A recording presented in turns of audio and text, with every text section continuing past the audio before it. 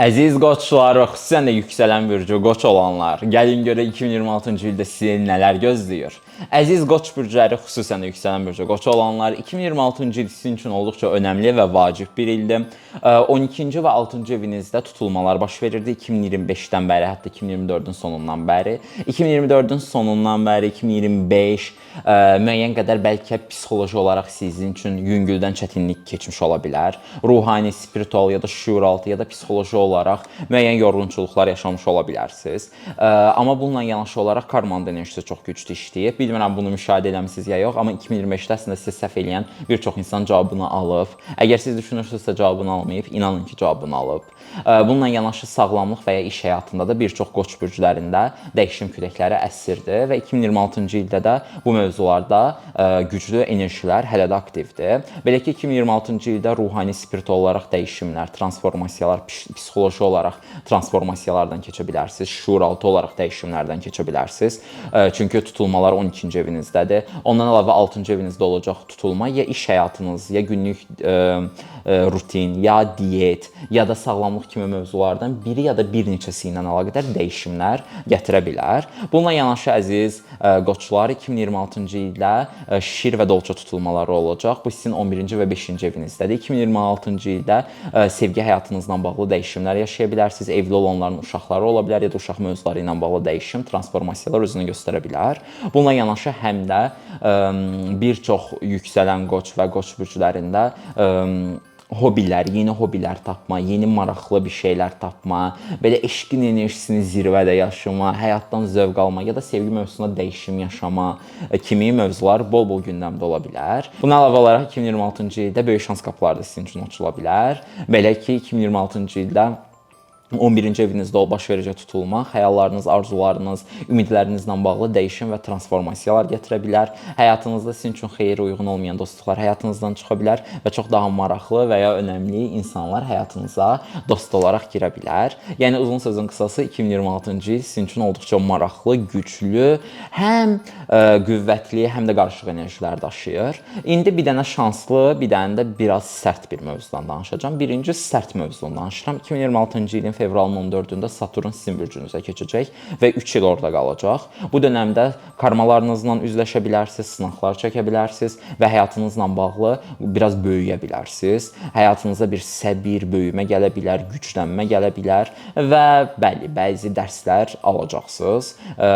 Müəyyən qədər, yəni özünüzü gerçəkləşdirəcəksiniz. Öz xarakteriniz, özünüz şəxsiyyətinizlə bağlı dəyişim küləkləri ya da özünüzlə sınanmaq kimi bir şeylər ola bilər. İndi gəldik şanslı digər bir mövzu. 2026-cı ildə Yupiter sizin 5-ci evinizə keçəcək. Sevgi, eşq, xüsusən də 2026-cı ilin iyul ayından etibarən sevgi, eşq enerjiniz daha da çox yüksələ bilər. Həyatdan daha çox zövq ala bilərsiniz, həyatın daha çox keyfini çıxarda bilərsiniz. Həyat sizin üçün çox daha gözəl və şanslı ola bilər.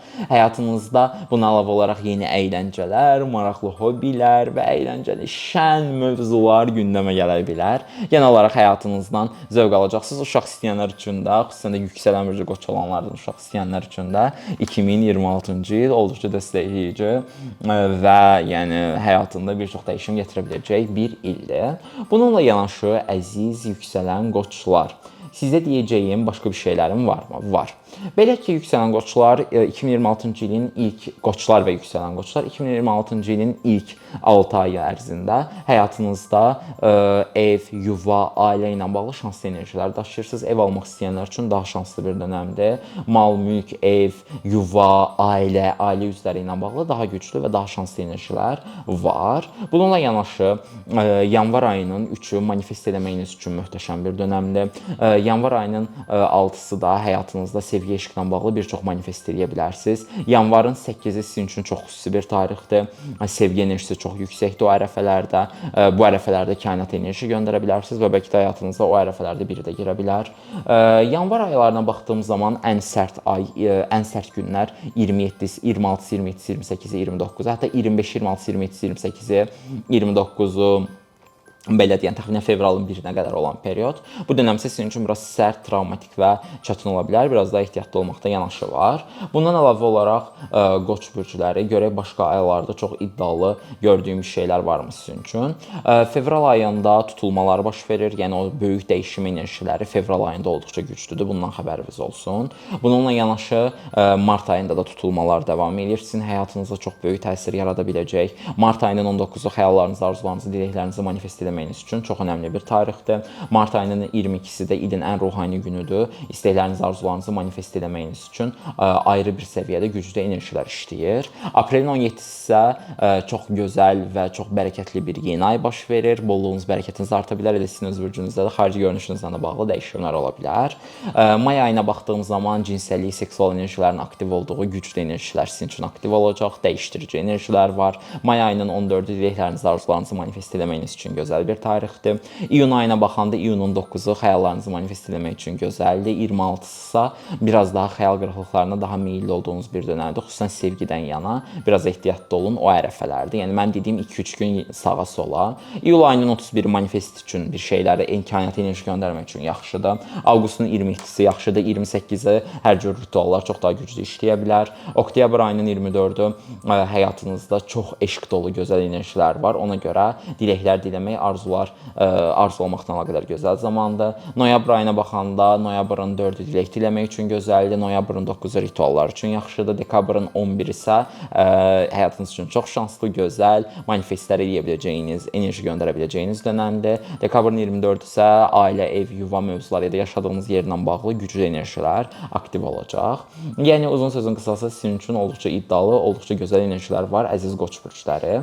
Xüsusən Qoçlar yanvar aylarına baxdığım zaman həyatınızda belə deyək, karyera, işə, gücə daha çox yönələcəyiniz bir ərəfə olacaq. Ailə, ev, yuva mövzuları və karyera mövzuları yanvar ayında bol-bol gündəminizdə olacaq. Dostluqlarınız və karyeranız bir nömrəli öncəliyiniz olacaq. Fevral ayına baxanda isə ən çox dostlar ön plandadır və dostluqlarla bağlı müəyyən mübarizələr də verə bilərsiniz.